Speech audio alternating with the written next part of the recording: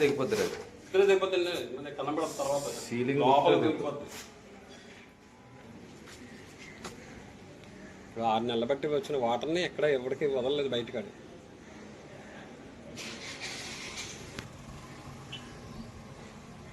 ఇప్పుడు మీరు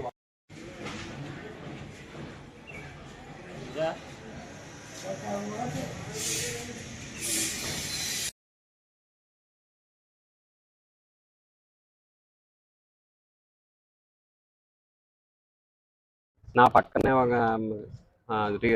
jewellery shop అయిన బిల్డింగ్ కట్టారండి.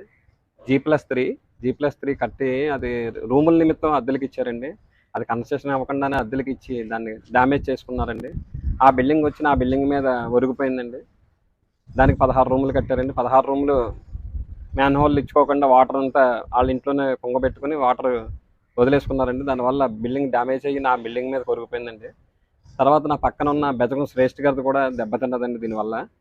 దీన్ని మళ్ళీ మున్సిపల్ అధికారులకు మేము చెప్పడం అయిందండి. దానికి ఇంకా నిన్న కంప్లైంట్ ఇవ్వడం జరిగిందండి.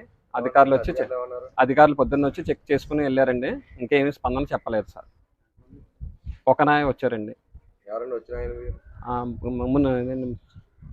పేరు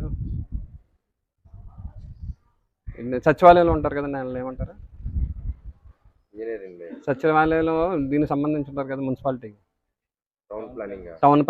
టౌన్ ప్లానింగ్ రాదు, టీఓపీ కాదండి, రాస్తా సచివాలయంలోనే ఉంటారు కదా సచివాలయం సెక్రటరీ గారు వచ్చారండి. ఆయన అన్ని పరిశీలించి వెళ్ళారండి. అన్నీ చూపించడం జరిగింది ఆయనకి. ఇంకా అధికారులు రావాలన్నారు, వచ్చి తీసుకొస్తాను అన్నారు, అంతే అండి. నా ఉద్దేశం ఏంటంటే G+1 ఉంచుకుని ఇక్కడ నాది రేషన్ షాప్ చేస్తున్నానండి పక్కనే. ఆ రేషన్ షాప్కి వచ్చే జనాలను ఏమన్నా ఇబ్బంది పడతారు, ఏదైనా ప్రాణహాని ఉందండి, మేమైతే రాత్రుళ్ళు పడుకోకుండా పక్క